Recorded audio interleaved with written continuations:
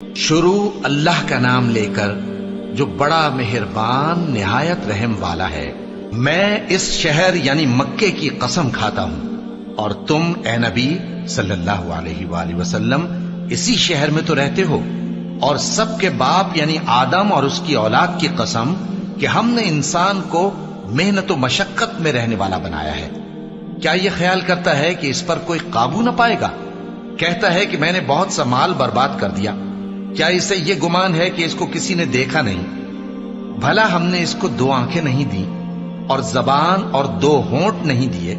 یہ چیزیں بھی دیں اور اس کو خیر و شر کے دونوں رستے بھی دکھا دیے، مگر یہ گھاٹی پر سے ہو کر نہ گزرا۔ اور تم کیا سمجھے کہ گھاٹی کیا ہے؟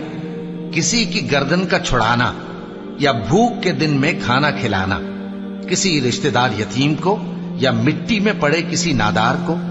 پھر ان لوگوں میں بھی شامل ہوا جو ایمان لائے اور جو صبر کی نصیحت اور ایک دوسرے کو مہربانی کی تلقین کرتے رہے۔ یہی لوگ اچھے نصیب والے ہیں، اور جنہوں نے ہماری آیتوں کو نہ مانا وہی برے نصیب والے ہیں۔